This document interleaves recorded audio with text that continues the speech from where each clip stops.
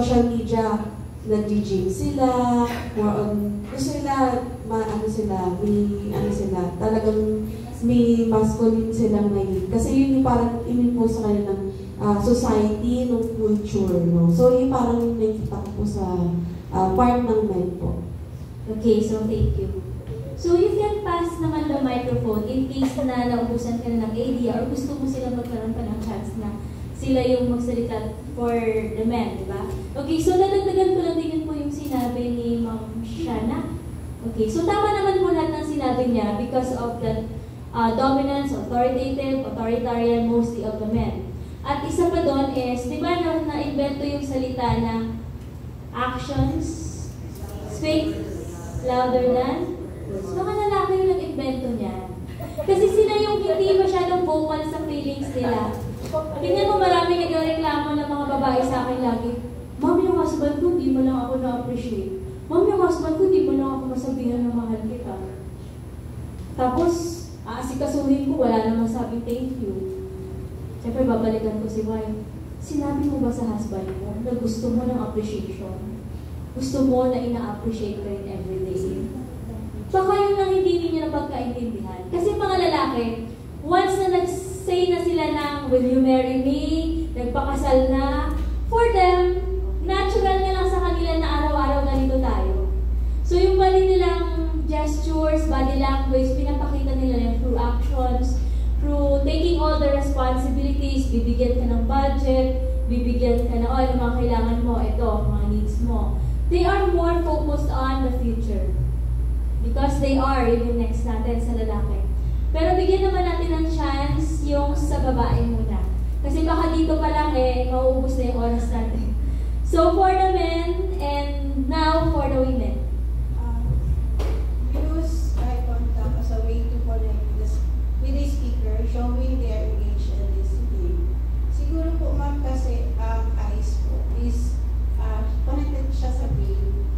Kasi tayo mga babae, pag nakita natin, after nun sa brain, pinaprocess natin through feelings. Kasi sabi nga mas emotional daw po ang babae. Yes, exactly. So, unang-una, we are emotional. Pangalawa, nabanggit niyo po yung visual. Kaya, di ba napapansin niyo tayo mga babae, unang-una natin nakikita, color, decorations, the atmosphere, the aura. Kasi ganun tayo Di ba pag may nakikita tayong Lazada, Shopee, lalo pa na-attract tayo sa color, red. Kaya yung mga advertisement marketing, di ba, they use colors that can attract, especially women. Ang red, di ba, may enggadyo ka kumain, like Jollibee, Chowking, red yun. Pag orange naman, it boosts energy kasi. Tayo mga babae, because we're based on our feelings and emotions, mabilis tayo magkaroon ng ganong attention sa mga bagay-bagay. But then because men are logical, unang-una nila napapansin, nakikita yung functionalities. Pag nagpalagay ka ng aquarium sa bahay niyo, nagpalagay ka ng flower arrangement, tatanungin ko, Papa para saan yan? Ba't ang dami-dami na yan, no? Para saan yung mga kurtina na yan? Ba't iba-iba yung kulay? Diba? Nung nakaraan lang, green. Ngayon, pink. Sunod naman, blue. Tapos, iba-iba pa tayo ng kulay, diba? Iba-ibang setup. But for them, hindi nila masyado napapansin yun. Kaya, para sa ating mga babae, para hindi tayo masaktan, better na sabihin natin sa husband natin yung gusto nating marinig sa kanila. Example, kung nagpalit naman ako ng mga kulay ng mga mesa natin, tingnan mo naman. Kaya ako talaga, lagi ko talagang pinukuha atensyon ng asawa ko. Tingnan mo. Nilagay ko ito ngayon. Anong masasabi mo? Pareho lang naman Hindi, ibang kulay nito. Nakikipagtalo ko talaga. Kasi gusto ko talaga maintindihan at ma-appreciate niya. And then pag nagbabago-bago ako ng mga hairstyle ko, napakita ko sa kanya, maganda ba? Parang kanina ganyan din naman ayos ko Sabi ko, iba, naglagay ako ng ganito dito, and then kanina naka-headband ako. Iba yun. And then dahil alam niya na yun na yung needs ko, everyday sinasabi niya na sa akin pag meron siyang napapansin. Kasi parang nakikita niya parang paulit-ulit Bakit lagi ko siyang sinasabihan, bakit ko siya lagi kinuha yung attention niya. So, ganun yung pwede natin gawin para hindi tayo masaktan. Kung ano yung gusto natin marinig sa kanila, kailangan din nila malaman. Kasi ganun lang talaga sila. Marami na ako nakakausap sa korte, pag nag-aaway sila, ganun. Sabi niya, ma'am, di niyo naman ako niya na-appreciate Dami kong ginagawa sa bahay simula umaga hanggang gabi. Pag umuwi yan, ano masasabi sa akin? Wala ka namang ginawa dito sa bahay Samantalang ako, dami kong trabaho. Pag uwi ko dito, wala pang pagkain. May reklamo na. 1, 2, 3. Nung first 5 years namin ng husband ko, lahat yan nakadocument. 8 a.m., nagluto ako ng breakfast. 10 a.m., ganito ang ginawa ko. 11, 12, hanggang magdamag yan. Para pag mayroon siyang masabi na hindi ko magustuhan, ilalatag ko lang yan. Basahin lang ginawa ko sa nila. May pictures pa yan! O, tingnan mo yung dining table natin ngayon. May bago ka na makikita dyan. Tapos tingnan mo yung sala natin, sinisend ko talaga sa kanya. And one thing din sa ating mga babae, kasi hindi ba mahilig tayo minsan mag-text sa husband natin, where na you? Saan ka na? Anong oras na wala ka pa? Hindi siya ganun ka-effective sa mga lalaki kasi parang yung sa kanila, yung dating sa kanila yon, binababa mo yung self-esteem at the same time, yung ego nila natatamaan. So yung ginagawa natin dyan, reverse psychology. Pwede natin gamitin yung pampaakit. Diba? Like example, ako without any words, bagong ligo, basa-basa pa yung buhok ko, naka-background yung mga anak ko tulog, tapos magse-selfie ako. May medyo palabas-labas ng konting cleavage. Kasi 5 p.m. na Kasi mahilig yung husband ko sa overtime. 9 p.m. nagtatrabaho pa yun sa office. So, pag-picture ako. Kakaligo ko lang, fresh na fresh. Tulog ang mga bata. Maya-maya pumakatok. Wala pang 6 bakit dito ka na? Sabi mo, fresh na fresh ka. So, yun yung 1. Pangalawa, mahilig siya sa pagkain. Mahilig sila sa pagkain. May mga husbands talaga na mahilig sa pagkain, di ba? So, gagawin natin mga wives or sa mga kinakausap nyo. Kaysa mag-text kayo ng 3 question mark, where na you? Mag-video ka, umuusok-usok yung sinigang, adobo, tapos hanapan mo ng magandang anggulo, picture, then send sa messenger. The food is ready, lalamig ito. Pag hindi ka agad umuwi. Pero sa akin wala nang ganon. Picture lang ng ganon. Then I said, nakaluto na ako ng dinner. And then, syempre, pag hindi pa siya satisfied, papakita ko pa yung dessert. As pag tumahilig sa dessert siya, sa totoo siya talaga yung naglihi. Hindi talaga ako. Kaya pampaakit ko sa kanya yung mga dessert sa ice cream, mahilig yan. Hindi lang halata. And then, masabaw at mainit. Pag ganun, napapauwi ko siya kahit marami siyang trabaho. So, yan yung pwede din natin sabihin sa mga wives na nagre-reklamo sa kanilang husband na hindi lang makauwi ng maaga. Kailangan din kasi natin sila talaga gamitan ng psychology. Na para lalo sila umuwi ng maaga. Hindi yung yung saan na you, where na you. Galit yun. Pag umuwi sa bahay, sabi mo kanina? Where na you? Okay, madami pa. Okay. So, next na tayo. For the men, please. Goal-oriented. Men focus on the literal meaning of any sentence or conversion. So, napapansin ko sa mga lalaki, lalo na sa mga, pag nag-case call po kami, si lalaki kasi is, focus siya agad sa gusto niya, yung plano niya.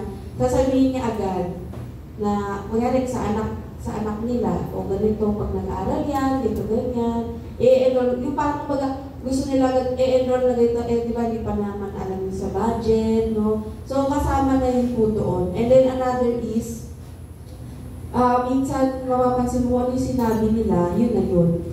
Dito lang sa mga babae, marami pang mga explanation. So, Mga direct to the point. Pero syempre, may mga lalaki din naman na mabokal, pero mostly dominant ang mga lalaki is ganun po sila.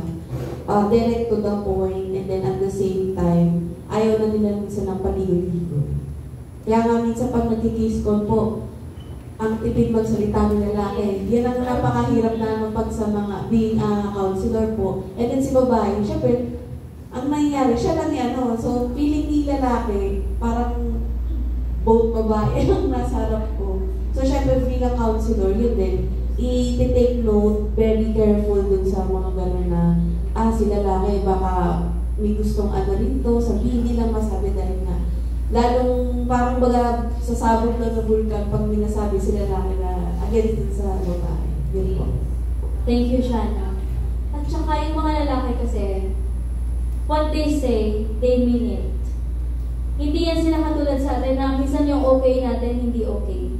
For them, kung ano talaga nararamdaman nila, kahit masakit pa sa atin yan, sasabihin nila yan. Kasi that's what they think. Yan yung nakikita nila. Sasabihin talaga nila without the consideration of anong mararamdaman ng wife ko. It happens. Although it's not all naman, kasi depende pa din yan sa kanilang pinanggalingan, no? May mga factors din naman na yung mga lalaki nagiging more of sila sa mga babae, naging yung natitimpla na nila, lalo pa pag yan ay pinalaki ng mother, pinalaki ng lola, nakukuha nila yung emotion. Nararamdaman nila. Pero paano yung mga lalaki na talagang simula pa lang sa father lang talaga yung kanyang kinilala at kasama sa bahay? So, hindi mo talaga ma-expect sa kanya yung magkaroon ng consideration sa feelings. So, kaya literal sila magsalita talaga. Kahit hindi mo gusto yung sasabihin nila. Pag sinabing, tabang naman itong niluto mo. Siyempre tayo, ano mararamdaman natin? Pag sinabihan kang matabang. Kasi totoo namang matabang eh. Yun naman talaga yung gusto sabihin nila yun. O alangan sasabihin kong matamis, matabang nga. Kaya, nung mga first 5 years namin, challenging talaga yan. Kasi yung age gap ng husband ko tsaka sa akin, malaki. So, ako yung immature, siya yung super mature na, kaya gusto niya talaga ako maturuan ng tama. Kaya kung ano talaga yung napapansin niyang mali, sasabihin niya talaga sa akin in front, without the consideration of ano mararamdaman ko. But then in due time, sinasabi ko sa kanya, alam mo, nasasaktan ako. Siguro gagawin mo na lang, sabihin mo na lang sa akin na, Ben, pwede ba paabot na lang ng asin at saka patis? Wala tayong pag-aawayan. Nung nalaman niya na gano'n yung gusto ko mangyari, yun na yung ginagawa niya everyday. So pag matabang yung luto ko, naka-ready na si patis, suka, toyo, asin, lahat nandyan na kasi mahilig yan sa mga sarsa, everything. Nakalatag na yan. Kakain na lang siya. Diba? Kasi iba yung taste ko. Yung taste ko kasi may ibang sa matamis. Siya mahilig siya sa talagang malasang-malasang, like lasang-lasang suka, lasang-lasa talaga yung patis. Ano mo yung talaga yung timpla ng dila ng... That's the differences then, diba? Pag mahilig kumain talaga yung husband. Kaya we have to take in consideration kung ano talaga ang gusto niya. We have to know our partner, our husband. Kasi pag may mga nagreklamo na wife sa akin, tinatanong ko, kilala mo ba talaga yung husband? Ano ba talaga ang gusto niya? Ano yung mga taste niya? Matamis, matabang, maalat, or gusto niya ng matabang? So, mag-a-adjust din pareho eh. So, ikaw naman, as a wife, para hindi ka laging masaktan, mas maganda very open ka din na na-feel mo yun. Kasi pag hindi mo sinabi, naku, abot ng 3 araw talagang hindi na maganda yung mood mo hanggang sa sasabog ka na one time.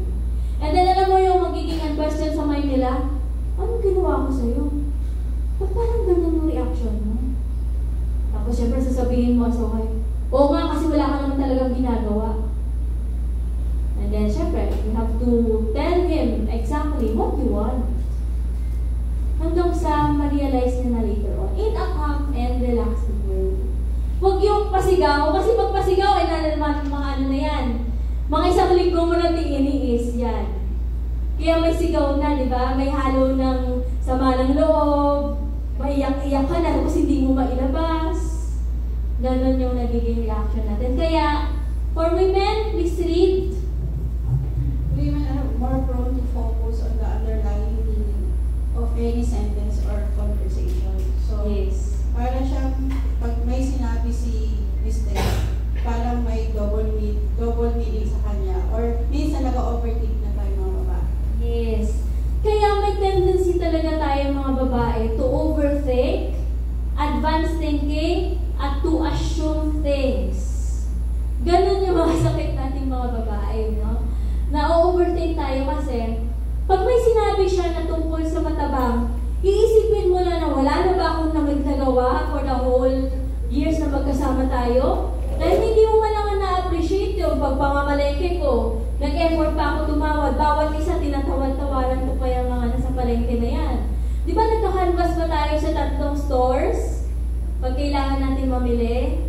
O kahit sa mga grocery stores, di ba? Pupunta ka sa another store. O, saan mas mura dito? Practical. Practical tayo mga nanay. Sila ay logical. Yun. So, may mga times din na tayo mga babae, pag nabanggit ng husband na, ano nangyari sa buhok mo? Pero for them, it's just the hair. Kasi parang may nagbago sa buhok mo. But then for us, bakit mo ba ako? Ayaw mo ba ng buhok ko? Tapos ang gandan niya, hindi naman natapos yung isang araw. Parang iniisip mo na lang, ano ba meron sa buhok? Parang titingin ka sa salamin, ano ba meron sa buhok ko? Bakit ang sinabi ng husband ko? Anong meron dito? It happens one time to nangyari kasi nagpa-reband ako.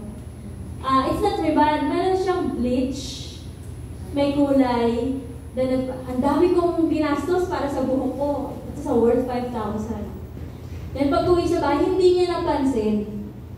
Kasi syempre, ang dami ng ginagawa niya, trabaho niya, busy sa trabaho. Hindi niya napansin. Natulog na kami.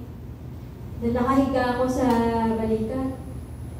Sabi niya, walang kati-kati ng balikat ko. Ano ba yan? Ano ba yan sa buhok ko? Galit na galit siya kasi nagkaroon siya ng allergic reaction. Yung bleach pala, sensitive sa balat ng lalaki. Lalo pa nakahubad, sa part na dito, tapos nakatama yung buhok. Nagkaroon talaga siya ng allergic reaction, namantal-pantal talaga. Ako naman, una kong talagang na-feel, bakit hindi mo man lang muna na-appreciate yung buhok ko? Bakit nauna yung allergic reaction? Galit na galit. So ako naman, aromatherapist kasi ako, kaya mo na, gawan ko ng paraan yan, lalagyan ko lang ng oil yan, mawawala yan, magsasubside yan. So I use coconut oil. Yan, coconut oil lang muna. Then konting antibacterial, peppermint and something. Para iparamdam niya yung hindi siya makakatihan. Kinabukasan niya na napansin yung buhok ko. Eh medyo may sama na ako ng loob. Hanggang sa nabanggit ko ng 5,000 yung ginastos ko dyan. Lumabas na talaga yung value ng pera no? Wala din mga 5,000. Tapos yun na yun nangyari, allergic reaction. Tapos mga ilang weeks siguro na, mga 1 week after, nagkananon pa kung baba na siya. Sorry doon na, hindi ko kasi alam na may ginawa ka sa buhok mo. Akala ko, pumunta ka lang ng David Salon para magpagupit. Eh wala, hindi ko alam hindi ko napansin yan. Ito, 5,000. Kasi siyempre, tuwang-tuwa na ako. Okay, sige, fix na tayo. Since then, alam niya na ang love language ko. Hanggang sa tuloy-tuloy na siya na ganun na lagi yung situation namin. Every time na sasabihin ko, punta ako sa David Salon. May pag-ganun-ganun ako ng kamay. Marami mag-aabot, okay, sige, bibigyan kita. Nakabot na agad yung pera. Okay, thank you, bye, go. And then, pagtapos ng picture agad dyan, gusto ko na-appreciate niya agad. O, di ba maganda ako? Oo, bagay na bagay sa'yo. Baka madagdagan yung anak natin mamayang gabi, So, ganun pala talaga sa husband. You have to, kahit pa paano kailangan talaga yung pag-uusap. Kailangan kalaro sa bawat isa. Kung ano talaga yung feelings. Katulad yan, di ba? Tayo underlying deeper meaning of the sentence. Pero sila, literal na literal sila. Buhok lang yan. Wala nga yung pakialam kahit may mga ano ako, may mga ano pa sa mukha, sasabihin sa akin, ganda-ganda mo talaga. Parang minsan hindi ko na alam kung nagbobola ka. Kung nagbobola ka, pati tingin ako sa lamin. Ang laki-laki ng mga eyebags ko, maganda pa rin daw. Eh syempre, para hindi na din ako masaktan, tinatanggap ko na lang. Maganda yung mood ko everyday, no? Lagi ako nakasmile, kasi lagi ko pa naman sasabihin maganda, di ba? So that's it. So next, for the men, dalawain ko na siya ha, kasi almost the same lang yan. Ay, sorry. Ayan, so hanggang 3 lines. Men do not exhibit much facial expression. Men are brutal, direct, and blunt. Tapos, lastly is aggressive. So, dun sa men do not exhibit much facial expression, yun nga, katulad ng sinabi niyo po, more on action sila. Kapag si babae, makikita mo yan, tumataas yung tikay, umaamin yung mata. So, si lalaki, ang ano niya lang is focus lang dun sa action, no? Hindi siya masyado nga sa facial. Although, umingiti yun, kasi nga katulad ng sinabi niyo, ma'am, basic, kumbaga kung ano nakikita nila, yun lang yun. Sa kulay, nyari, si babae na, maraming light blue, baby blue, may yung coral, may fuchsia, sa kanila, yes po, basic blue lang colors. yung nakikita nila. So, men are brutal, direct, and blunt. Siyempre na, katulad ng sinabi ko, more on physical si lalaki, gusto na maging macho yung datingan nila, dominant. So, kaya po dyan yung brutal, direct, and blunt. Talagang, maano sila eh, kumbaga ayaw nilang na, sa, ano nila, pagka lalaki, yun yung term, naapakan, di ba, pagka may onting, pagpiling ni lalaki, naapakan yung pagkaan nila is, nagiging ano agad sila, di ba? May aggressive na nangyari. Siyempre, iba naman po yung lakas ni babae at ni lalaki. Laging sinasabi nga nila, di ba, wag daw sasaktan yung mga babae. Although meron daw nagagawa nga na hampas, gito ganyan. Pero siyempre, iba pa rin po kasi yung lakas ni lalaki. Dahil nga, yun, biologically, yun yung ano natin eh. So yun lang, more on ano talaga po talaga si lalaki. Kung mapapansin nyo, kaya sa mga, kasi ako po naghahandle ng mga bawsi cases, more physical, o katulad, tama po yung mga narinig ko rin po yan na yung nagsimula lang po sa maliit na bagay hanggang sa lumaki na, nagkaroon ng pisikalan, magugulat ka na lang, hindi ganun lalim yung pinag-ano, pero malalaman mo doon sa part na si babae ganun dito pala, at si lalaki ganito pala. So yun yung hindi nila maintindihan siguro, kaya napaka-importante bilang counselor na ma-impose po sa kanila yung difference po, kasi marami rin po naghiwalay dahil sa indifferences, yung sa marital conflict, yun po. Napaka-importante po yung i-take note po. So, salamat. Maraming salamat sa lahat ng mga takes. So, yes, tama nga po talaga. Yung mga lalaki kasi, direkta talaga sila magsalita. They use their, talaga, yung physical aspect ng katawan nila, yung kamay, pag talagang napro-provoke sila. Kaya you have to watch out for the triggers at saka kung kailan napro-provoke yung husband. Alam mo, mayroon kaming kaso sa aming clinic, sa office namin, na nagkaroon na ng physical, yung may sampalan na nangyari. Bakit? Kasi sabi ng husband sa akin, ma'am, kasi yung wife ko, daldal ng daldal. Na, naringi na yung, yung tenga ko. Hindi kasi ako madaldal, ma'am eh. Kaya yung time na yun talaga, wala na talaga ako ibang maisip, parang dumilim yung pananaw ko talaga, nasampal ko talaga siya. So kasi parang ganun yung feeling kasi na parang tama na. Sinabi ko na tama na, napag-usapan na natin na. Pero patuloy pa rin siya magpaulit-ulit eh. Kasi hindi ko na-control sarili ko. So, may mga ganun talagang nangyayari. It doesn't just happen for just once eh. Mayroon niyang pinagugutan at mayroong pinakamalalim na may root cause talaga yan. Hindi lang yan doon sa certain situation na yon.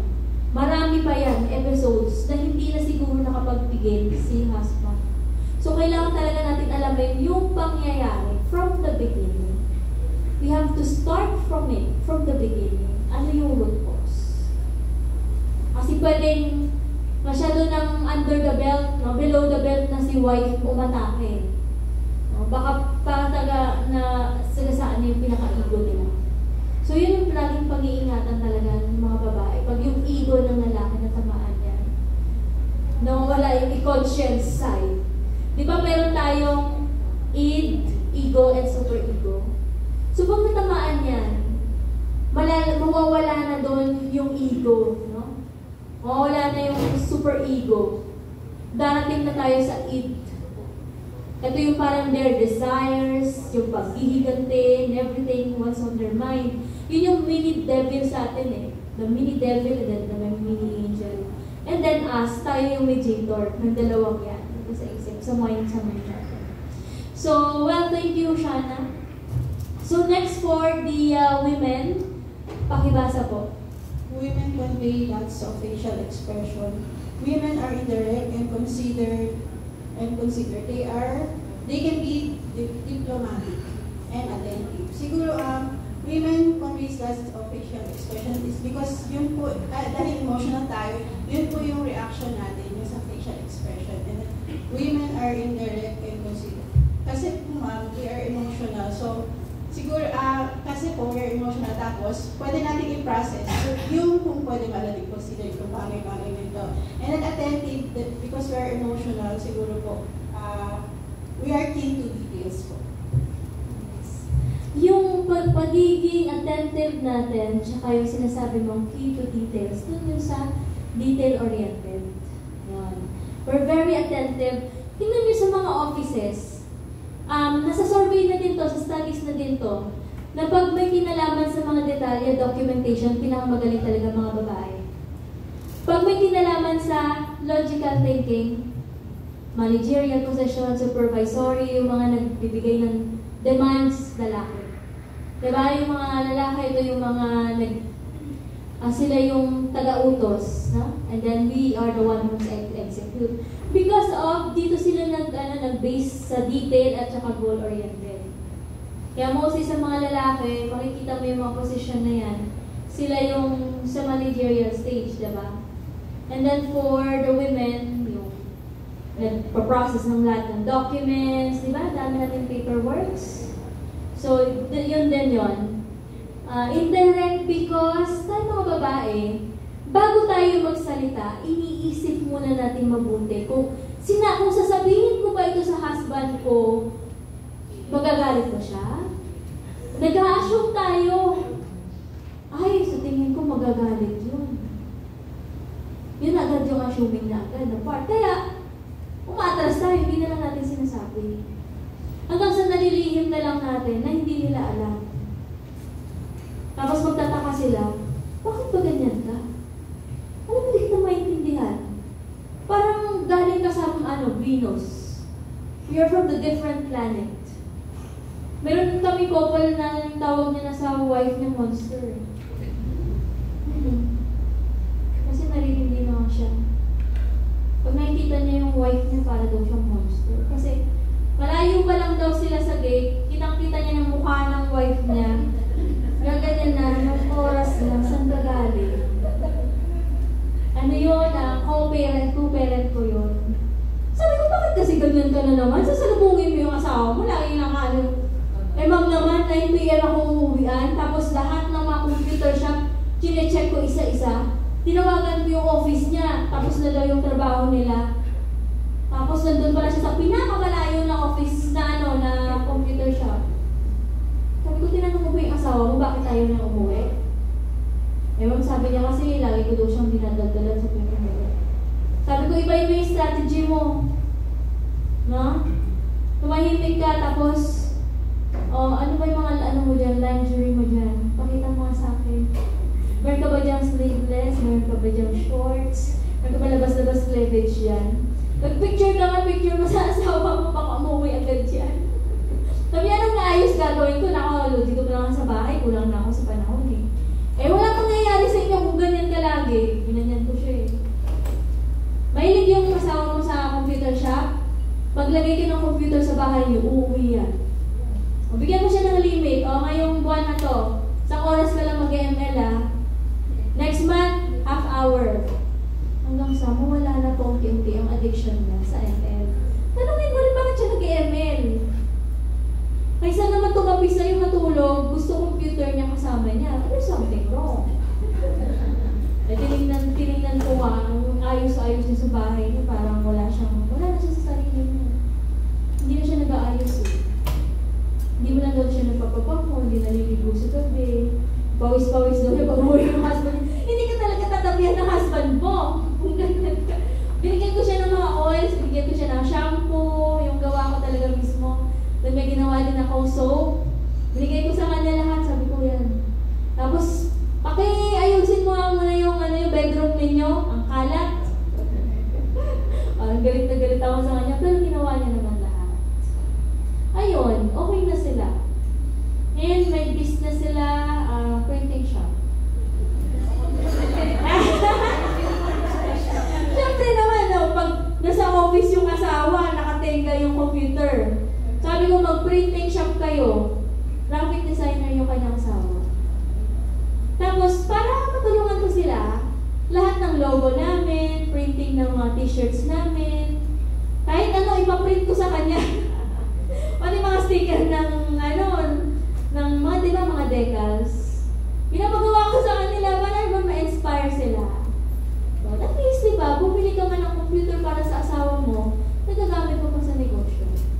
Tapos lagi papagawa sa kanya yung, dalan mo naman ako ng dito, yung mug. Lagyan mo ng picture namin mag-asawa, tapos maglagay ka rin ng isa pang mug. May mga quotes, quotable quotes ba na pang araw-araw na binabasa lang yung asawa ko. Alam ko kung kanino galing to Kay Shakespeare to Nabasa niyo yung mga quotes ng mga mugs namin. So gano'n, na-inspire sila at gumanda yung kanilang negosyo. Tapos lagi ako nagsasuggest. Sabi ko, nag-outdate na kayo sa ninyo, magdagdag ka na ng iba pang products. Kasi mahilig na ngayon yung mga tao sa iba't iba, may mga, ano ba to? Mga K-pop? Gumawa kayo ng K-pop since graphic designer siya. Yun yung pang-attract ninyo mga K-pop. Pwede kayo talaga sa mga millennials, mahilig sa mga ganyan. Mga collectibles ba? T-shirt pero yung mga K-pop yung printing. Display ninyo, picturean ninyo, magbubuha kayo ng page ninyo. Yun. Inspiration. Diba? So, natulungan mo na sila sa problema nila, nakatulong ka pa for the future. So, ano advocacy natin na to? Gawin natin siya kahit kanino. Without any, kahit hindi tayo nalimit or what. Kasi maganda din magiging effect sa inyo pag marami kayong natutulungan. Okay. So, next. Nabanggit naman na lahat ni Ma'am. Ma'am, what's your name po? Marilu. Okay. So, thank you so much. Now, let's move on. Ito tandaan nyo. Men need to remember that women talk about problems to get close, to get their partner's attention, and not necessarily get solutions. Bakit? We are both equals. We are both smart. We are both intelligent. Problema natin, alam natin ayusin Ano kailangan natin? Kailangan natin someone to listen. We need to be heard. Gusto natin yung simpatya, pakikiramay, at kanino natin kailangan yun? Sa partner natin. Alam mo naman sa office mate mong lalaki. Siyempre, gusto mo doon mo makuha sa husband mo yan. Kaya, pag may mga toxic cases ako sa court, nung pandemic kasi, nagkaroon ako ng 20 cases, more mga toxic yung mga criminal cases, lalo pa pag Friday. Mga walk-ins kasi, may mga open court kami pag Friday noon. So Friday, toxic, 20. Nag-isa lang kasi ako kasi bawal yung mga senior na mediators. So, sobrang toxic ako. Sabi ko sa husband ko, Bea, may ikukwento ako sa inyo mamaya. Sama-sama ng loob ko dito, parang hindi ko na-carry. Pwede ba pag nagkwento ako sa'yo, huwag ka na magbigay ng solusyon? Makinig ka na lang, pwede? Sabi niya, okay, sige, saan mo gusto? Sabi ko, gusto yung restaurant na may sushi. Ayan, sabi, hanap-hanap muna siya. Sabi na, anong oras ka ba mag-out dyan? Sabi ko, mga 4. Ayun, hanap-hanap na siya ng mga bukas na restaurant na pwede, basta naka-face shield, may face mask. So, ayun na, nung nakahanap na siya, binigyan naman kami ng separate table, kahit mag-asawa kami, nandun siya sa kabila, dito siya. Kwentuhan kami. Uy, ano ba kaya yun? Ano yan? Nakikinig siya na nakaganon. May nakiusap na ako sa waiter. Sabi ko, pwede, mag-asawa naman kami. Bigyan mo na lang kami ng konting space at least sa isang mesa kami. Hindi yung bibigyan mo ako ng isang mesa, tapos may another mesa pa. Pwede isang mesa kami pero magkabilaan. Ayun. So, napakiusapan ko, ayan, vent out ako, lahat ng galit ko, lahat ng inis ko. Ano, nag-guilty ako because yung isa sa mga case na na-handle ko, reckless imprudence resulting to homicide, at naayos ko sila for just 100,000. Umayag pumayag yung complainant, yung family, for worth 100,000 sa buhay ng kanilang anak. Alam mo kung bakit sobrang talaga akong talaga hindi ko talaga kaya? Kasi nangyari yun dito sa Makati. Nasa gate ang bata, bukas yung gate, nandiyan lang yung bata sa gate. Etong sasakyan, humarurod, hindi pala marunong gumamit ng automatic na Innova na sasakyan. First time lang siyang gumamit ng Innova na automatic. So, sumarurod, dumiretso sa gate, yung bata nandun sa gate. Nung dumating sila sa harap ko, akala ko, hindi papayag yung parents na makipag-ayos. Pero nung binanggit ng lalaki, babayaran kita ng 100,000 para ma-dismiss yung case. Wala akong magawa. Wala na ako, hindi na ako nagsalita. Lumabas na ako. Wala kayo yun, sabi ko. Hindi ako nagdala ng compromise agreement, pero sila yung ng dismissal of the case. Pero sabi ko naman, nasa judge pa rin yun. Kasi yung inayos na naman doon, yung civil aspect of the case. Pero criminal case naman, maiiwan pa rin yun sa court. So, syempre, di ba toxic yun? Kung umuwi ko sa bahay yun, siguro magwawala ako. Kaya sabi ko sa kanya, please, be, kukwento lang ako sa iyo, ha? Kung ano sasabihin mo. Kasi alam ko na for sure kung ano sasabihin niya sa akin. Huwag ka na muna pumasok. Sabi mo, mag-leave ka muna. Ganun yung sasabihin mo. Exactly. Kilala ko siya. Pag alam niya na ganun na yung feeling ko, papapahingahin talaga ako nun. So, that's one, no? That's one example. But then, yung mga lalaki naman, they are motivated when they feel needed. Tingnan mo yung mga artista na lagi silang nagpo-post ng women empowerment. Kaya ko to, hindi ko kailangan ng lalaki sa buhay ko. Pero titingnan mo may asawa, tapos yun yung sinasabi. Hindi natin kailangan ng lalaki sa buhay natin. Maya-maya tingnan mo, mga ilang buwan lang, hiwalay na. Because nafe-feel ng lalaki na, ay, hindi, ayaw mo naman magpakasakop sa akin, ayaw mo naman ako maging team, no? Ayaw mo naman ako maging partner in your life kasi meron ka ng sarili. Tapos pinagmamalaki niya pa yung mga properties niya and everything. Then, natitingnan ko mga after a month na hiwalay na. Kasi pag nafe-feel ni husband na parang, ako, over ka naman kung makapag-react, akala mo naman kayang-kaya mo mag-isa. Right? Sino mga lalaki, pag lagi natin silang parang lambing-lambing, Nabe, pwede ba umuwi ko na ngayon ng gabi kasi gusto ko lang ng hug mo, ng kiss mo. Gusto nila yan. Hindi naman sila makapag-react. Why? Meron na akong isang husband na tinanong, sabi ko, bakit dito naman nire-reply sa wife mo? Then sasabihin sa akin, ma'am, kasi hindi ko alam kung ano i-reply ko. Kaya tahimik lang ako, may galit na. Pero naman kapag umuwi naman ako, niyayakap ko naman siya. Kaya parang tampo-tampo naman siya. Pahabol-habol sa kusina. Gusto pala may pahabol-habol ka. Sabi ko, replyan mo lang na, okay, I'll be home. Ganun yan. Kasi they also need consultant eh. May mga lalaki talaga na hindi talaga nila alam kung paano mag-respond. Kasi that's not their nature eh. Unlike kung may mga pag-close sila sa mother nila, yun, nahinga nila ng payo. Pag may kaibigan sila na, sana huwag katulad sa Baguio, with friends, mga ganon. Kumuha ka ng consultant mo, is mother mo, lola mo, kamag-anak mo, di ba? Para hindi mapunta sa kung saan. Then, while women are motivated when they feel cherished, kaya pag kuha natin lagi yung attention ng asawa natin, mas lalo tayo, di ba, ginaganahan sa pagtrabaho sa bahay, para hindi tayo napapagod. Yung ba nakukuha mo talagang simpatya na, nakukuha mo talaga yung kiliti niya. Yun. So, that's why, yun yung talagang difference. Kaya, sa mga lalaki sa mga babae, mga friends ko sa Facebook yan, kasi nakikilala ko before sa mga network, no? Sa mga network. Pag nagbe-vent out yan sa Facebook, message ko na agad. Sabi ko, bakit ka dito sa Facebook? Alam mo, yung binibent nilalat mo husband mo eh. Why not direct it to your husband? Alam ba ng husband mo yan? Sabi niya sa akin, ma'am, alam niya na dapat yun. Bakit mo naman siya makiramdam?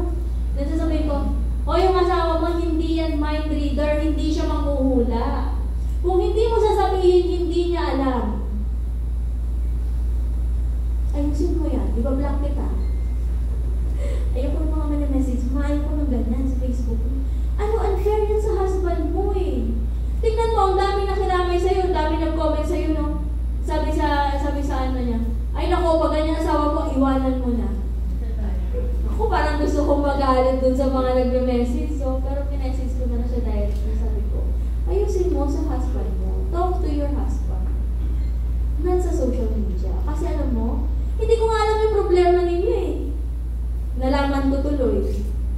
No? Kahit ayaw ko maging marites tuloy ako. Kinalkal ko kung ano nangyayari sa inyo.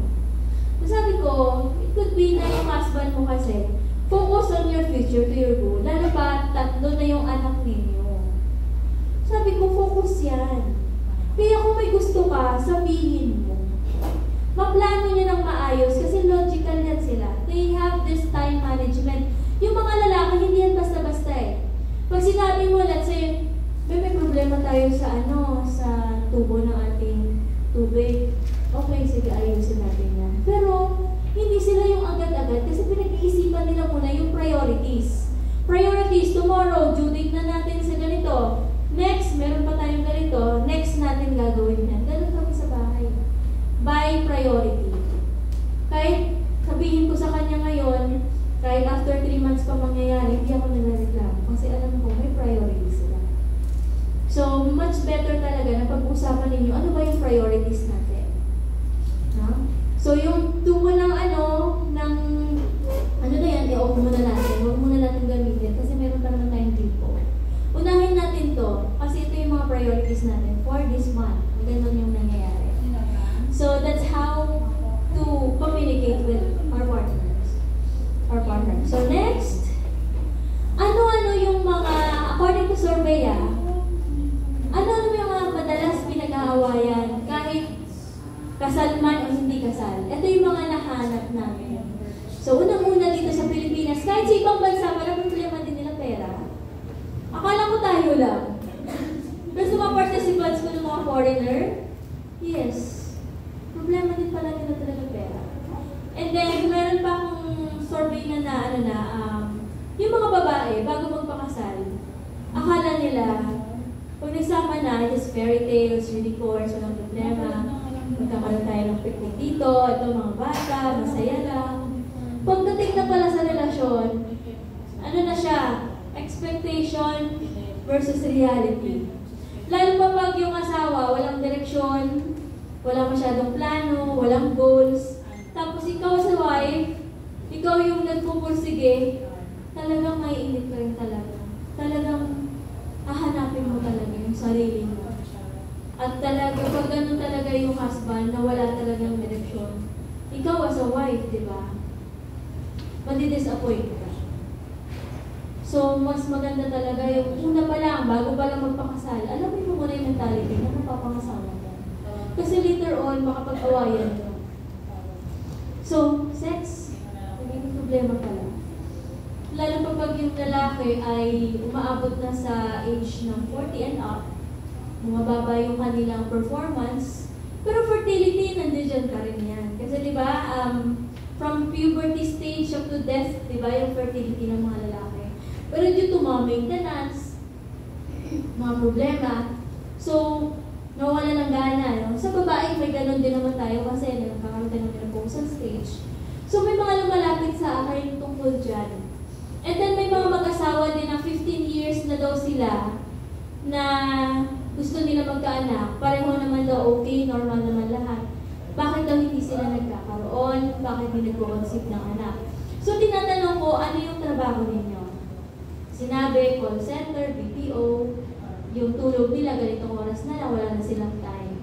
So, sinuggest ko, why not mag-leave muna kayo kahit 1 week, 2 weeks to spend time. Kasi 15 years of being together, tapos you aim to have a child, then, kailangan may gawin kayo. Hindi pa din plano, wala naman kayong ginagawa. Ano na ba yung ginawa ninyo sa goal na yun? So then sabi ko sa kanila, o mag-leave kayo, no alcohol, less caffeine, 7 to 8 hours of sleep, bawas-bawas sa acid, palitan mo yung acid ng alkaline, yung natural alkaline na nakikita natin sa natural resources natin din sa Pilipinas ay yung buko water. Yung fresh pa talaga na bagong hiwa, bagong upas, inumin, wala pang sugar, wala pang milk, talagang pure. No? Kasi ano siya, high content of alkaline at saka high content of estrogen. So, pwede yung both can benefit, no? Tapos nakapag, ano din siya ng immune system booster. So, that's one good thing. That natural lang. Wala naman akong sinuggest na artificial or anything. Kasi sabi ko, I cannot suggest that. Hindi naman ako doktor na medical na pwede ko kayo bigyan ng reseta. But then, that's the natural way. And then, according to Zurich Hospital in Switzerland, the best time to conceive a child is between 5 a.m. to 7:30 in the morning. 5 a.m. to 7:30 in the morning. Kumuha sila ng mga samples ng 7,000 plus men with 12,000 semen samples. So yung mga nagpadala daw ng mga samples in the morning are those who have well-concentrated sperm, motility, perfect shape, at talagang 100%, 80 to 100% yung kanilang fertility ng sperm kasi buong-buo, well-concentrated. Then, under naman sa cognitive development namin na course, in-explain doon ng prof namin na yung sleep pala, ng 7 to 8 hours of sleep, nagkakaroon tayo ng 1.5 to 2 hours per cycle of sleep, diba? So, sa third cycle of sleep, yung NREM 3, nag-produce pala yung katawan natin ng hormones, healthy hormones. Like, kasama na dyan yung sex hormones sa mga lalaki, yung testosterone. Sa ating mga babae, yung estrogen, progesterone, nadadagdagan yung ating oxytocin, dopamine, serotonin. Serotonin, di ba, ito yung nadagdag ng ating energy sa umaga, happy pill. Dopamine is also happy chemical, di ba? And oxytocin is a love chemical. So, pag nakumpleto mo pala yung every cycle of sleep mo, mas na-maintain natin yung katawan natin, no? That's the best, pinaka-the best healer ng ating katawan, yung sleep. That's our natural ability to heal ourselves at the same time, replenishing our body. And, meron pa ako nasagap na survey. According to Dr. Vicky Bello, expert din sa Pilipinas, the best time to sleep daw sa atin lahat ay at 10 o'clock in the evening para daw makuha natin yung mag-produce ng hormones at 12 midnight. May nakaschedule kasi tayong hormones na lumalabas between 1.5 to 2 hours of sleep. And according to survey, 10 o'clock talaga yung the best time. Kung gusto mo talaga na mapanatili yung healthy, yung longevity, something, and kagandahan natin mga babae, nang lalo tayo bumaba. And yan ang ginagawa ko everyday. So, 10 o'clock yung sleep. And then, para daw equal yung contribution ng katawan natin We have to sleep facing the sky. Para yung well-contributed equal yung contribution ng ating hormones na nagpapaganda sa ating mga babae. The same din sa mga lalaki. Sa kanila kasi mas more of the testosterone and yung mga kailangan nila sa physical activity nila in the morning, kaya maganda yung performance kapag natin. At saka ano pa? Less distraction. Tulog ang mga bata. And, kaya lumaki anak namin, ha? Then, according din sa kay Dr. Vicky Bello, pag may napapansin kayo may tao kayo mapapansin na kalahati ng kanyang face, older version, kalahati, younger version. Kasi yung kanyang sleep pattern, yung sleep niya, side-lying siya lagi sa left side. Kasi according to medical talagang terms, the best side-lying position talaga is the left side. Kasi sa right side natin, nandiyan yung nandiyan yung so, nahihirapan tayo. Kaya, may mga tao talaga na nasanay na sila lang na left-sided lang. Kaya may mapapansin ka talaga na yung anggulo na to ay parang 10 years older ka dito. Sa anggulo na to, parang 10 years younger ka. Pero kung gusto nyo talaga well-contributed equal talaga siya, you have to sleep from time to time, sky, facing the sky. Babalik ka ulit, balik ka ulit sa harap. Okay? Then pag nangalay ka, side-lying. Tapos, ulit-ulit, side-lying. Basta, prone ka dapat talagang equal na lagi kang facing the sky. Yan yung ginagamit kong strategy. Kaya kahit nasa 40 na ako, kapalit akong 18. Joke lang joke lang yun Pero nabasa ko talaga kay Dr. Vicky, may kasi siya nun, interview talaga, na pinakinggan ko talaga siya paulit-ulit. And na-confirm ko siya sa study din namin, sa sleep patterns. Yung sleep patterns pala, hindi lang pala yan tungkol sa sleep lang. Meron din tayong tinatawag na biological clock tsaka circadian rhythm. Kaya sa mga call center agents, kung hindi kayo makapag-stay ng 10 o'clock na makatulog because of your work, gagawin nyo, isi-set ninyo yung bedroom ninyo, yung tone of colors, dim lights, neutral colors, cream, yung magsisimagano talaga siya na parang gabi. Di ba umaga sila natutulog? Yung kailangan mong iset dyan, yung circadian rhythm mo. Yung circadian rhythm kasi nagbe-base yan sa direct sunlight. So kailangan, you can choose blackout curtains, malamig na temperature, then you have to use aromatherapy oils like lavender, chamomile, yun yung mga mild na pampatulog. Kung meron kang sleep apnea na nahihirapan ka makatulog sa gabi, you can have peppermint or eucalyptus kasi nag-expand yung lungs mo habang ikaw ay tulog. Kaya meron akong formulation na ginawa for anti-snore. Kasi di ba mga lalaki nahihirapan sila makahinga sa gabi? The best essential oil for that is thyme, T-H-Y-M-E. And then dadagdagan nyo siya ng frankincense, myrrh, eucalyptus, peppermint. Huwag gumamit ng orange tsaka lemon sa gabi. Mas lalong hindi kayo makakatulog. Kasi yung mga citrus scents na yan, nagpapaboost ng energy natin in the morning. That's the best stimulant in the morning. You can have your natural oranges, citrus fruits, para talagang natural yung amoy. Pero sa gabi, huwag nyo siya gagamitin. Kasi mas lalong magkakaroon ng insomnia.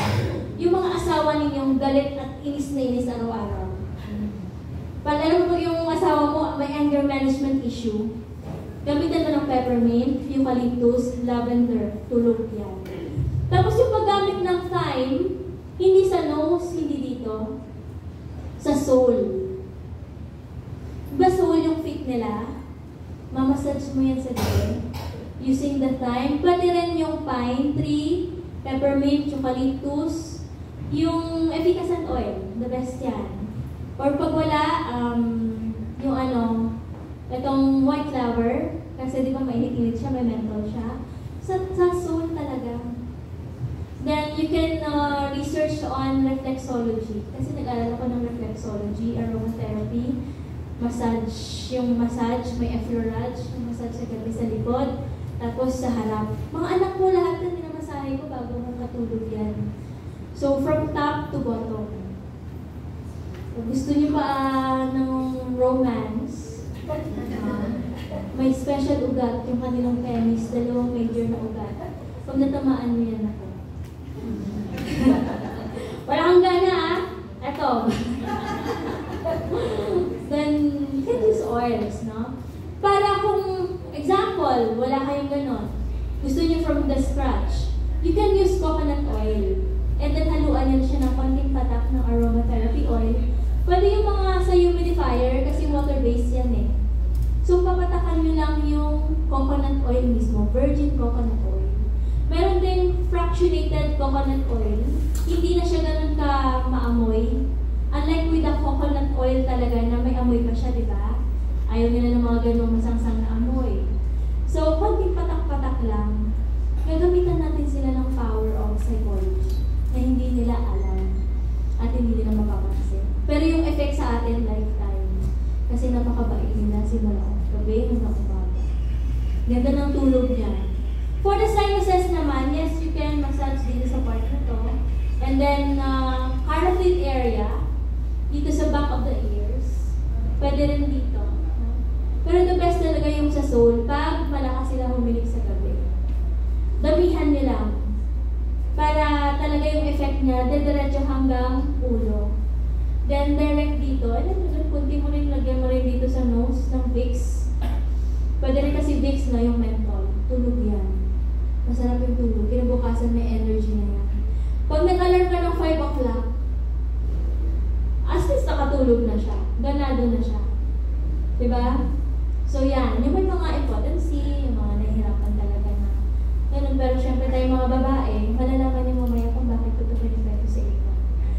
Kung yung sex ay for the male, pero mas more yung beneficial sa mga babae. Mamaya malalaman niyo kung bakit. Ayaw, sex education na to. Sex eh. Ano din kasi ako, protege din kasi ako ni Margie Holmes. Sino nakakilala ni Margie Holmes? Protege niya ako. So, di ba kung tumatanda na siya ngayon? I have her books. Paano ulit mapagana ang asawang wala ng gana. Yun. So, kung sumulat ng book, kaya lang parang kasi family planning tayo dito sa Pilipinas eh. Diba? It's more of the control, diba? Pero, pag may mga problema talaga, impotency, tsaka walang gana, ayan. Pwede yung mga pwede yung i-advise sa kanila. At pag hindi nyo alam i-advise, silapit nyo sa akin.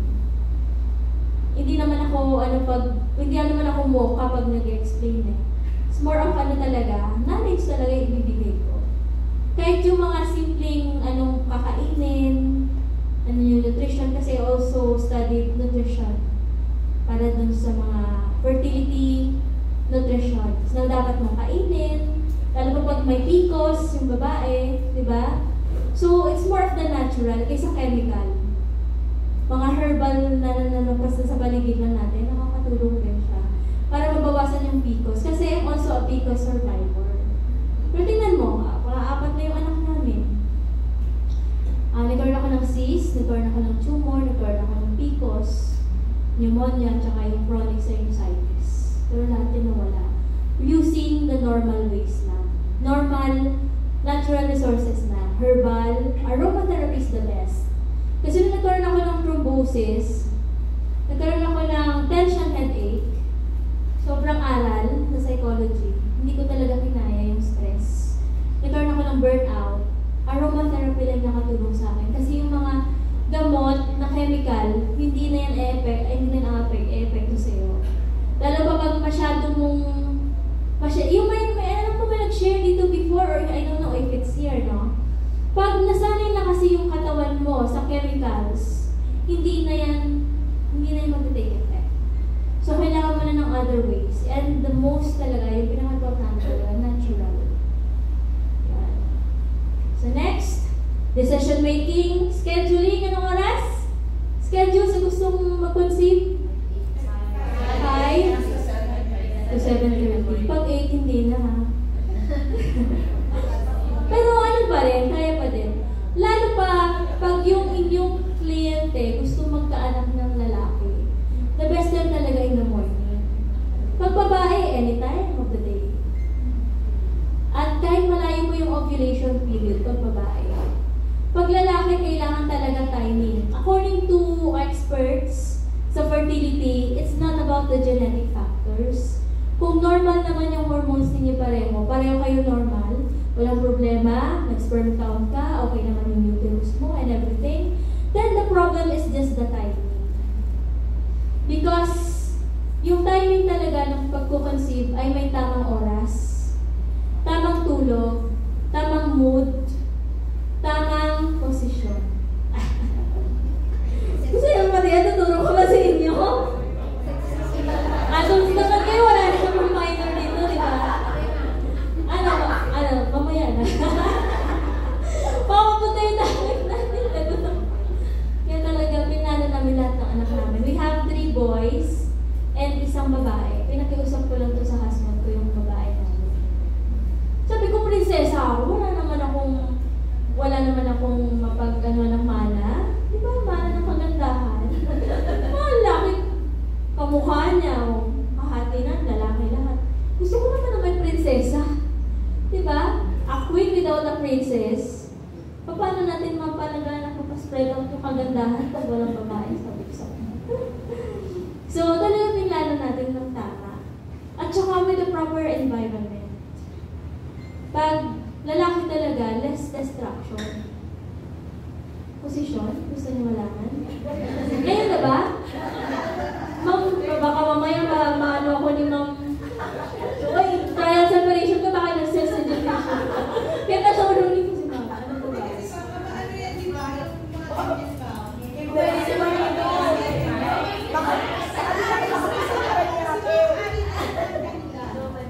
Mayroon kasi mag-asawa. Kung ano talaga nila yung pagkaroon ng anak. Nadidismaya pag hindi lalaki, nadidismaya pag hindi babae. No? Ano? Sir, go? Okay lang? Umiyak. Parang mali yata nagpuntahan.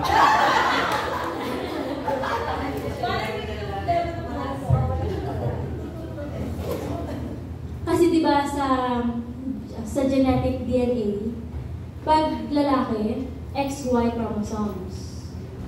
Pag babae, X and X chromosomes. Doon pa lang makikita nyo na yung difference. Kulang... Parang may pumipigil sa akin. Ibig sabihin, kulang ng tail yung sa lalaki. That's the reason why mababa yung DNA content ng male chromosomes kaysa sa mga babaeng chromosomes. Because of the X kompleto. X, Y, pilay. Lack of DNA. Tsaka yung yung sperm kasi, may mga working, ano yan, parang katulad sa malanggaw, may workers, may queen. Mas mataas yung working, ng mga babae, kasi kompleto sila sa DNA. Yung mga lalaki, kulang sila ng 20% ng working body nila. Parang pinaka-working, part nila, 80% na yung working sa kanila talaga. Kaya yung mga lalaking sperm, tumatagal lang sa loob ng cervix ng babae habang naghihintay na bumukay ng up to 3 days lang, maximum. Pero yung mga babae na chromosomes, tumatagal ng up to 5 days yan sa loob ng cervix.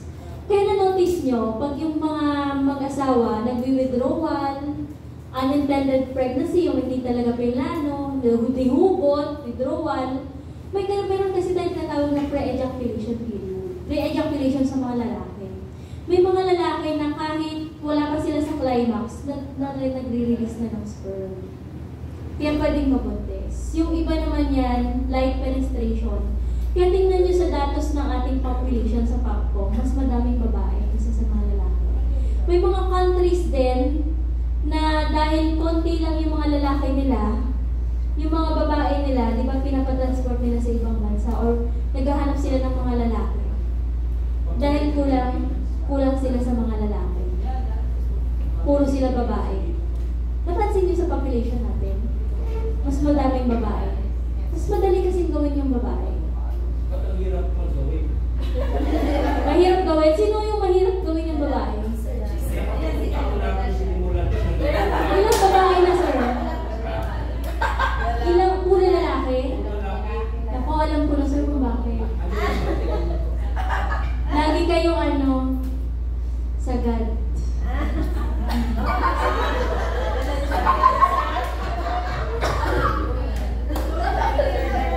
Pag yung sexual activity ng mag-asawa, sagad na sagad.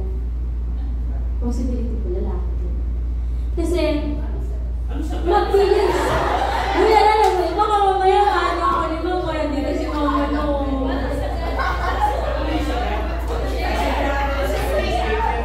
Sperms, diba? Yung babae kasi, cervix natin to. Let's say cervix, vagina. Yung babae, kahit nandito lang sa vaginal entry, pwede kang mabuntis. Kasi mabigat sila at mabagal. Kaya nila yung mga gravity. Kaya nila talaga yan. Hindi yan porket tumayo ka agad, kala mo hindi ka mabubuntis? Mabubuntis ka pa rin. Dahil yung mga babae, kaya nila mag-travel yan because of their DNA content. Mabigat silang mabagal, pero smooth lang sila. At saka meron tayong mucus, cervical mucus na tinatawag. Di ba meron tayong 4 na season mga babae? Yung 4 season na yan, meron tayong mga cervical type of cervical mucus. During our menstruation, from first day to the 3rd day, dry days pa natin yan. Kaya pag tayo ay nakipagtalik, mahapde. Dry, wala tayong gana. Kasi very dry yung sa loob. Kaya kailangan ng natural lubricant. Alam ng mga babae, lalaki kung ano yun. Natural lubricant can be a water-based or a natural laway. Yan. Pag the second one is, mayroon na tayong cervical mucus nun. Pero pag in-stretch mo siya, hindi na siya lalampas ng 1 inch. Hindi siya abot ng 2 inches. We're not fertile that time. Pero very sticky yung sa loob. Mag-work yan pag may foreplaying na mangyayari. Kaya pag ganyan talaga, mas maganda, mas mahaba yung foreplaying sa mga babae para magkaroon siya ng lubricant. Nagkakaroon ng gana. Then, on the 3rd season natin, yun yung tinatawag na natin pre-ovulatory at over-ovulatory stage na nagbabago yung ating cervical mucus from that sticky, ang kulay niya ay parang paste, no? Na ginanyan na kulay. Tapos magiging stretchy na siya. Pag stretchy na siya, malayo-layo pa yan sa ovulation, no? Ito yung the best na magawa ng babae. Yung color niya ay cloudy, blurry, cloudy siya, na parang kanin na gano'n niya. Yung kulay niya parang kanin. Pero stretchable siya na lumalampas ng up to 2 inches. Meron pa sleepy din. Fertile yung babae nun. Fertile. Sleepy mo. Kulay ng kanin, stretchy siya, sticky siya. That's the best time ng babae. Kasi nakaka-travel pa rin yung babae sa ganung klaseng cervical mucus. Kaya malayo pa lang yung ovulation, pwede na pumasok yung sperm that carries female chromosome. Nakakaswim sila ng mas maganda. Carry ng mga babae kasi mahinhin, mabagal, slowly but surely. Kaya maraming babae na nabubuo. Si lalaki naman, magagawa niya siya during ovulation period only. Kaya pag tayo mga babae, parang nararamdaman natin mainit tayo pero wala tayong lagnat. Tapos meron tayong sex drive. Ganang ganado tayo. Kaya pag si lalaki, laging sunusunuran lang kay babae, talagang mabubuntis siya. At pwedeng talagang makabuo ng lalaki. Paano nangyari yun? Especially pag yung kanilang activity talaga ay door-to-door. Parang LBC, papasok mo na siya talaga door-to-door. Only 3 inches lang naman yung layo ng ating cervix sa vagina, no? Yung average na length ng cervix ng babae. Kaya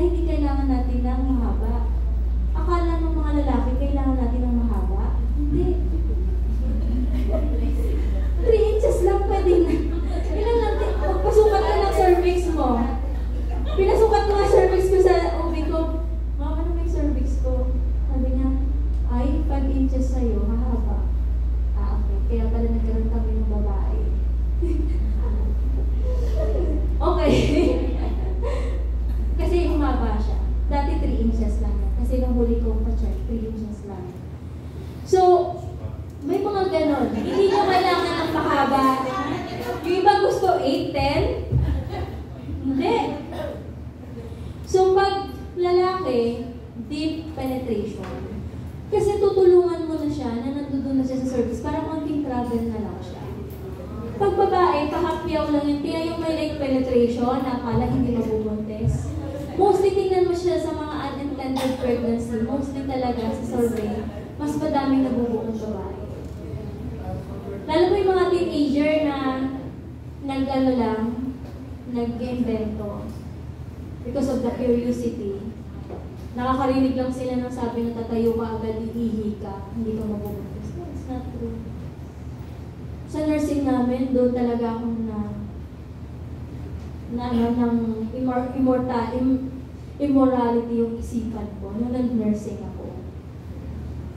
Kasi that's our everyday topic because of the curiosity. Tinuro sa amin eh. Pero yung mga classmate kong absent, ayun, nabuntis. Ako hindi ako absent, lagi akong nasa harap. At siya lang ginagawa ko, nag-a-advance study ako. Talagang pag-uwi ng bahay, meron pa akong review. Paano ko gagawin yung lalaki? Ganito pala yun. Yun yung tinatawag natin Shettles method. Yung dalawang method na yan, may Shettles, may Wayland methods.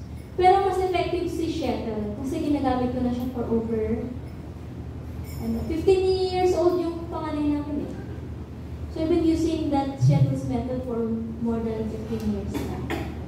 And it's effective kasi natural way lang siya. So every time na ovulation period ko, mag-video call ako sa husband ko. Na. Umuwi ka na. Yun. Then magbubuk na kami going to Baguio. 7 hours yung travel sa Baguio, di ba? So umalis kami ng 11 or 10 o'clock ng gabi. Aabot kami sa Baguio ng between 5 to 7:30 kasi lalaki yung gusto namin. Tapos bulalo muna kami, pagpadami. Tapos pinapainom ko siya ng buko juice. Bakit mo ka buko juice? Pilitin mo, inumin mo yan. Kasi the best alkaline talaga yung buko juice. Yung sperm kasi yung sperm ng mga lalaki is alkaline. Yung cervical wall nating mga babae is acidic yan. Kailan naman nagiging alkaline yung wall nating mga babae? During ovulation period. Kaya kung gusto talaga nila magbuntis, talaga you have to stick with the alkaline. Para hindi makakapa-apekto dun sa production ng sperm. At saka yung iba, umiinom pa sila ng testosterone capsule para dumami yung testosterone at saka yung kanilang sperm count. And according to study, yung mga lalaki nag-produce ng sperm every 1 to 2 days time at saka yung kanyang maturity period ay between 1 to 2 weeks time. Kaya mayroon silang urge of releasing it. Natural ways, mali ang palad sa partner. So yung natural way, yung bang sweat dream, di ba? May lumalabas sa kanila. At saka pag tumatagal na hindi nakalabas yung sperm, nagsistock up siya, nagkakaroon ng build-up. Kaya pag umihi yan, mayroon talagang nagiging parang blur yung ihi nila. May mga bubo kasi isa lang daluyan ng sperm tsaka ng ihi. So namumuo-muo yan sa loob. Kaya pagpansin mo, pag nag-release na yan sa husband mo during your sexual act, kung nakita mong buo-buo, old stock to, gusto mo ng fresh. Mayroon pa yan. Sagarin natin yan, ubusin natin yan. Kasi mayroon pa yan. May mga new stock. Linalabas lang yung mga old stock. Kaya pag nakita mo buo-buo, yellowish to. Ayoko ng old stock. Gusto ko fresh. Malalaman ko talaga. No? Pag matagal siyang hindi na nakapag-release. So kung yung husband nyo ay mabilis yung production ng sperm, mapapansin mo talaga lagi araw-araw kang kakalabitin. May mga nanay na nagrereklamo sa akin, Ma'am, yung asawa ko araw-araw. Gusto ko naman lumayo sa bahay. Sabi ko, tulungan mo na lang. Siyempre, pag naman po, wala akong gana. No, tapos gusto niya. Sabihin mo na lang asawa mo, magpakabisi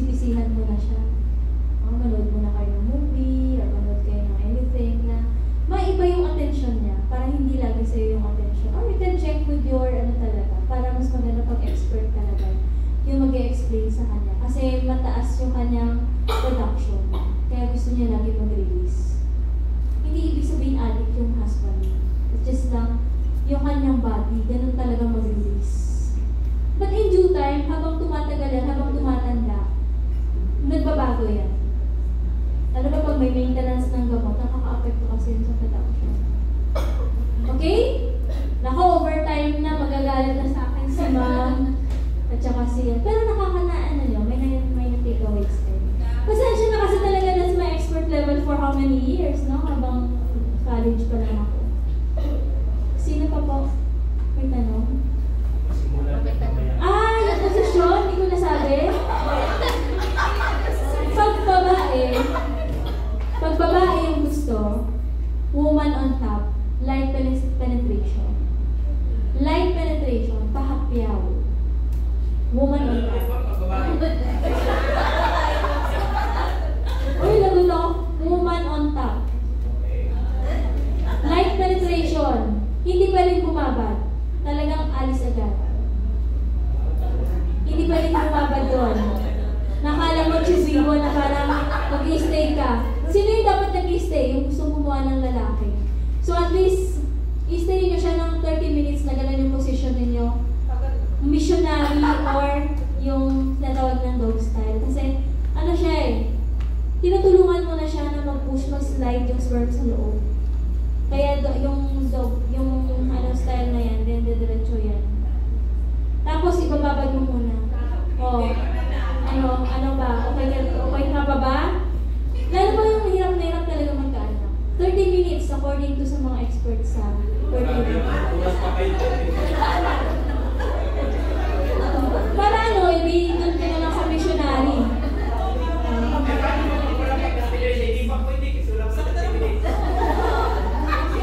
Tinatakad na.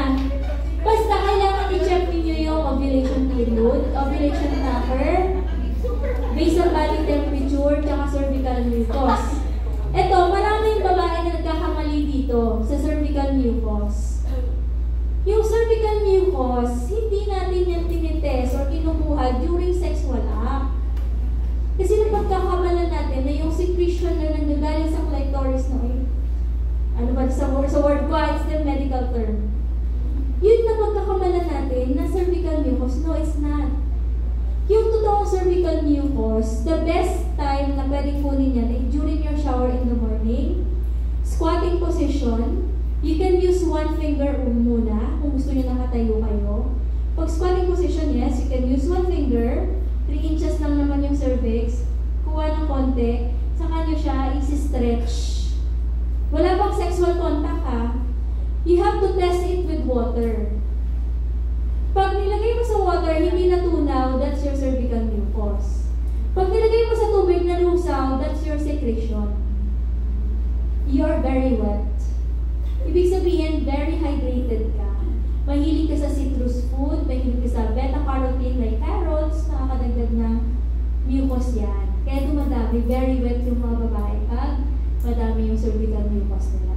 Kaya nga lagi dapat naplaga tayo may panty liner.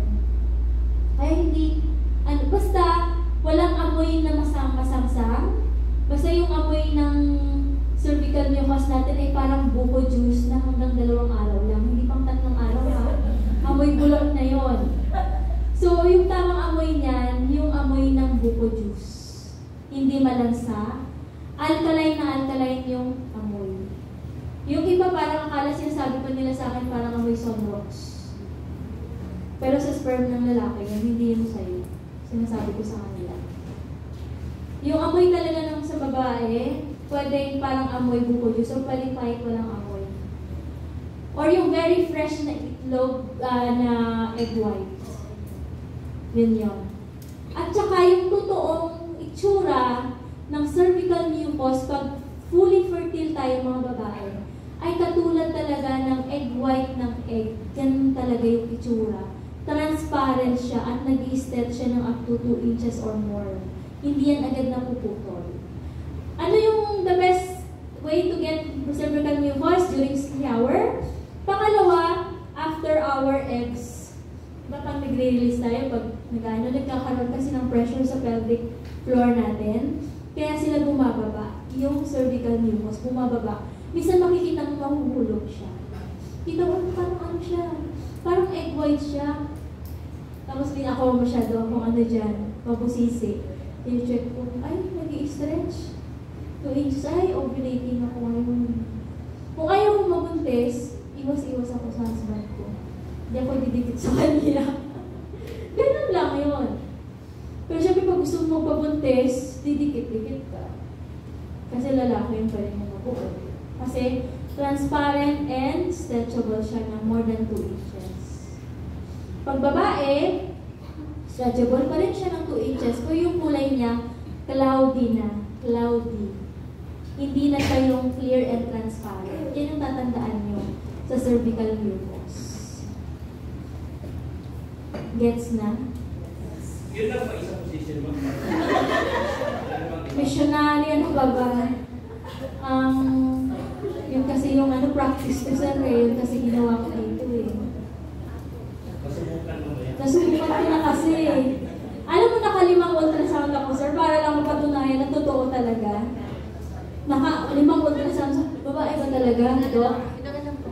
Every 2 weeks nagpapa-ultrasound ako para lang, totoo ba talaga babae? Kasi for more than 15 ilang years pa yung bunso namin. 9 years old yung bunso namin, puro kami lalaki. Kasi laging ako gano'n ay, stretchable, transparent. Ganun lagi, every time na nagpa-planning kami ng husband ko. So alam ko na talaga, wala pa yung ultrasound, alam ko na lalaki ang anak namin. So, ano yung tinatawag natin naman na post-coital test? Yung post-coital test, after the sexual contact, may lumalabas sa babae. Yun yung mga awas na galing sa lalaki. Pag tinignan mo yan, stretchy, pwedeng fertile ka that day. Possibility din of pwedeng lalaki, babae. Pero you have to check it with water again. Pag yan ay nalusaw sa tubig, hindi yan. Yan yung post-coital test. Pero I don't stick with the post-coital. Kasi pwede talaga marami mapagkakamalan kung ano eh. Pwedeng sa'yo, pwedeng hindi, pwedeng hindi. Better talaga yung sinasabi ko sa inyo during your shower and just right after your eggs. Or nahuhulog siya. Hindi during sexual contact or foreplay. Lagi yung tatandaan. Diyan talaga nagkakamali yung marami na hindi nila pinag-aralan muna ng mabuti. Dahil nalaman lang nila, si Shetland's method ganito, si cervical mucus ganito, akala nila ganun lang yun. There's really, yung process kung paano mo siya i-check. Okay? May slides ako niyan sa family planning ko na tinuturo ko sa mga couple na gusto mag-buntis. So before I start my family planning, tatanungin niyo po muna sila. Ano gusto ninyo, mag-control o gumawa? Sinaseparate ko yan sila, hindi ako nagpapagrupo talaga na maramihan. So dun muna ako magpo-focus sa sino gusto mabuntis, sino kaya mabuntis, ginugrupo ko sila ang lahat. Para particularly, i-highlight ko kung anong need nila. Kung may mga sensitivities sa issues like PCOS, may problema sa mattress, uterus, sinaseparate ko rin sila ng lecture. Kasi sensitive yun eh. Sabi tapos matutuwa yung mga participants, tapos sila ayaw, hindi pala sila. Because sensitive issue sa kanila yun. Kaya I have to separate them. Kaya meron tayong ginagawa ng assessment before doing the counseling. Kasi din ako, family planning counselor din ako. USA naman yung kinuha kong course sa family planning. Okay? Sobrahan na ako dyan. Ako tama na ha. Naubos ko na yung slot. Okay, next na tayo. Sana may natutunan kayo. Ito sa mga lalaki, bakit they argue? Because they are being criticized, being rejected. They feel unaccepted. Ng mga lalaki. So, they don't like to be lectured kasi. Yung mga lalaki ba, ayaw nila nila-lecturan. Nagagalit sila kasi yung ego nila. Being blamed or unhappiness. Pag madalas tayo lagi nagsasabi, akala nila nagre-reklamo tayo. Kaya always make sure, kinaklarify ko lagi sa husband ko, hindi ako nagre-reklamo ha. Sinasabi ko lang yung feeling ko. Kaya every time na nagbabangkit ako sa kanya, I always use assertive communication, yung I feel like nahihirapan ako pag masyado akong emotional ngayon, may mga burst of emotions ako. Ganon, lagi akong I. Para alam niya na it's just me.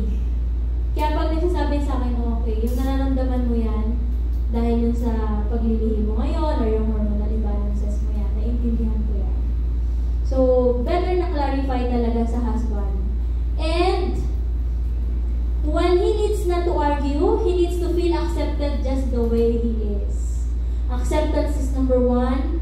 He needs to feel admired. Kaya gustong-gusto ng mga lalaki na na-appreciate sila. To choose between words of affirmation and appreciation, they would rather want appreciation. Kahit sa mga little things na nagagawa nila. Hindi ba nila sinasabi sa atin directly that they want to be appreciated? But you can see it through, yun na-motivate sila. Nagiging mas productive sila pag lagi silang na-appreciate. And then, encourage, trusted and appreciated, contribution to her security. And i-appreciate mo siya na, wow, alam mo ba, you're my superhero. Buti na lang nandyan ka. Mga ganon, no? So, he needs to feel approved and accepted. Kaya pag mayroon tayong kina-counseling na medyo dramatic si wife, self, feelings, iiwalay mo muna sila. Taupos ka muna, private session. Palabas mo muna yung feeling ng babae. After ma-bend out niya na lahat, ma-realize niya na yan, kakalma na yan. Then sabihin mo ito, you know, ganito kasi yung mga lalaki. This according to science. It's not according to my opinion. According to study na kasi yan. Dapat lagi tayong may basis. Whenever nagsasabi tayo, or meron sinasabi tayong statement sa kanila. Kasi they won't believe us. Unless may mga pinakita kang mga resources. Kaya we always have the books. Lagi kami may books sa library namin. Ayaw mo maniwala ito, books. Different authors na nagsasabi niyan, hindi kami. So you have the options to believe or not. But then hindi kita pipilitin. Pero that's how it is. That's how they are made of. Ganyan yung mga lalaki. Hindi ka nag-iisa. Pareho tayong ganyan din ako noon. A period of 1 to 5 years is the most challenging relationship level. So, kaya sabi ko, kung nararamdaman mo yan ngayon, that's your adjustment period. Okay? Then, when both men and women learn to approve and validate each other, they don't have to argue. They can discuss and negotiate their differences. Kaya nga teamwork talaga yung babae at lalaki kasi si logical, emotional, goal-oriented, detail-oriented. Pag ginamit nyo talaga ito into a positive way, magsa-success talaga yung kahit anumang goal yung gusto niyo. Like us, with my husband. Ginamit namin yung aming mga differences para makapag-build up kami ng mga businesses and different businesses namin. So I always have the goal and I always have all the details. Kaya pag mga detalye yan, ako nagagawa sa office. O kaya naman mga kailangan mo, ito na, naka-ready na. Be, gawin mo yung ganito, let's go. Ito mo, Be, gawa ko na ito lahat. Yan. Pabasa ko sa kanya. So, it works. It works that way. Then, they speak in different languages. Bakit ko nasabi to? They can speak with the same language, but then, the way they were used gave a different meaning. Iba yung meaning na sinasabi natin sa meaning ng nape-percept nila. Magkaiba sila. Iba yung kanilang understanding sa sinasabi mo. Kaya ganon, kaya nagkakaroon ng problema. Kaya better, pag nag-uusap kayo ng partner mo, you have to clarify. Okay? So, ito. Tayo, mga babae, mahilig tayo dito. Lalo pa pag marami tayong hugot sa buhay. Nagsimula sa childhood. Childhood ka, lagi kang nakakalimutan ng parent kung bigyan ng mga pasalubong. Samantala mga kapatid mo, marami silang pasalubong. You always need attention. Pagdating sa husband mo, bak ganun din naman siya. Yun pala. Pero pag if you use alternative word, you can replace it with can. Or, pwede mo interchange yung can and then, can we go out? nakakaintindi, they can use options. Pwede sila magbigay sa iyo ng options pag naiintindihan ka nila. Like example, I know what you're feeling right now. I know you get mad, I know you get bored. What do you want me to do? Gusto mo ba mag-shopping tayo, SNR? Gusto mo ba mag-Netflix tayo? Or gusto mo bebetan? Ako, pag ako tinanong ng asawa ko, all of the above. Tapos, maganda dun kasi sa husband ko, after all those, nagawa niya na lahat ng options. Sasabihin niya sa akin, oh, are you satisfied na? Okay naman, may gusto ka pa? Sasabihin ko, wait lang, gusto ko pa ng ice cream. Ayan, so next namin, last bago umuwi ng bahay, kain mo na kami. Then yun, that's the good thing kasi pag meron ka mga supportive at saka nakakaintindi na husband. Whenever you have this kind of emotions, mood swings, di ba? Mas maganda pag nakakaintindi sila. Pero paano kung hindi nakakaintindi yung husband mo? Ikaw mag-a-adjust. Before, ganito ako, always negative ako magsalita. But then when I realize, hindi naman nagiging maganda yung effect, I stop myself na. Then, sa class namin sa psychology, yung fundamentals of psychology, doon ko natutunan lahat. Sinabi ng prof namin, you can manipulate your brain. You can motivate, pwede mo utusan daw yung brain mo. Let's say, pag nandun ka na to the point na kailangan, nasasabi mo na siya, unconsciously, because nandiyan na siya sa ating subconscious mind, nasasabi natin siya uncontrollably. No, hindi natin nakokontrol. When you're about there, you have to stop yourself, pause for all, wait. And then, masisignal na sa brain mo na ini-stop mo na siya of telling negative things. Hanggang sa matutunan mo na siya everyday. Araw-araw, you have to stop yourself. And yung ginagawa ko dyan, pag medyo inis-inis ako, nagalit ako kasi hindi ng mga bata, I have to pause for a while, hinga ko ng malalim, titingin ako doon sa bintana. Kasi yung bintana namin, maganda yung view, may malaking puno. Kaya pag naiinis na ako sa mga bata, away, bate, mga lalaki pa naman pag nag-away, sakitan! Sibaan, luntugan, tapos lagi namin dinadala sa hospital kasi lagi may naububungko. Ganun sila maglaro. Tapos mamaya magsusori, may tawanan. May time na nagalit ako, nainis na ako kasi di kong alam na naglilihi ako. Dahil ginawa ko, tumahimik ako. Hindi ako na nalalim. Binuksan ko bintana. Tingin ako. Tumahimik yung mga anak ko. Mommy, is there something wrong? Sabi ko na, okay. Later. Basta tahimik mo na kayo kasi masama pakiramdam ko. Diba? Pero paano kung hindi ko tinigil yung sarili ko? Napagalitan mo sila, baka napalo ko pa. So we have to stop for a while, pause for a while, hanggang sa nasanay na ako na gano'n. And then nasanay na ako na lagi silang kaingay. Ganun pala yun, pag naturuan mo na yung brain mo on how are you going to react on every situation. Kasi we can control our emotions, we can control our attitude, we can control our perspective in life. Pero hindi natin makukontrol yung mga bagay-bagay na nangyayari sa atin every day.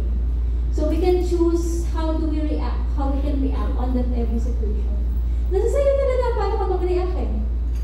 So if I reacted the negative way, affected yung mga anak ko, and then later on, as a mommy, hindi mo matitiis.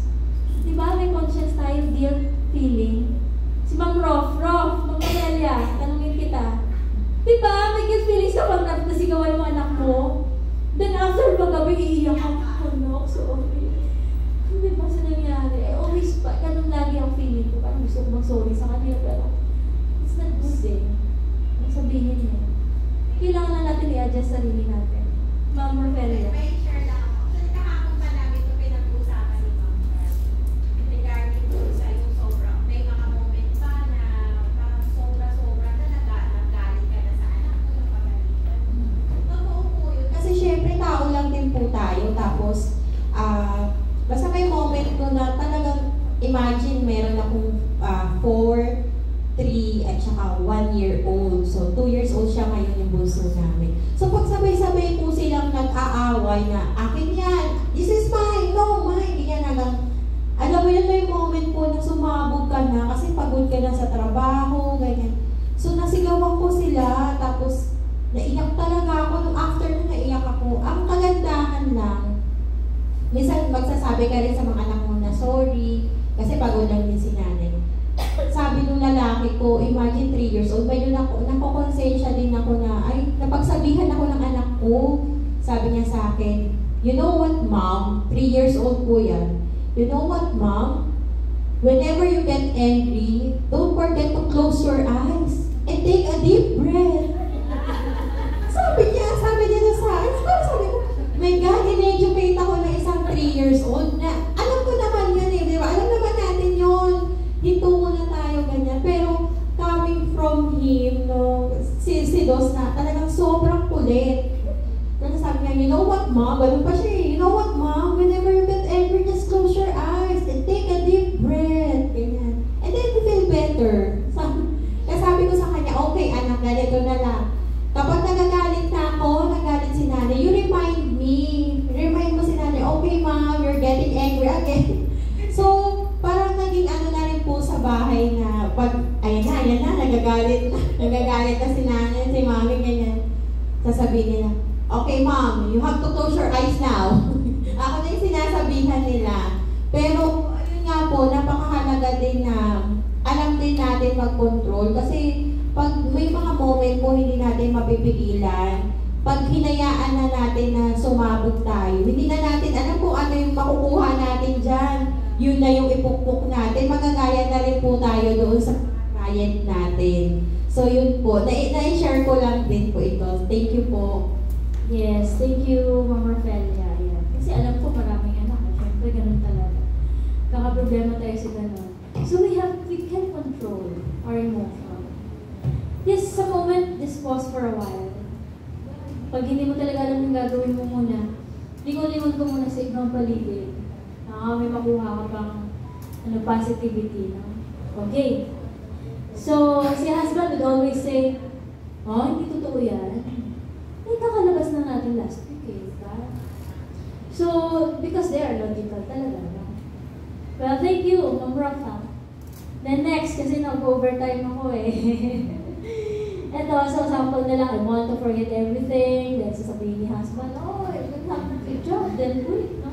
They have the tendency of giving us the permanent solution to our temporary problem. Ganun talaga yung mga lalaki. Because of being a problem solver, being the ruler, being the leader, being a logical person. Then next, mga lalaki, when they say okay, they're really okay.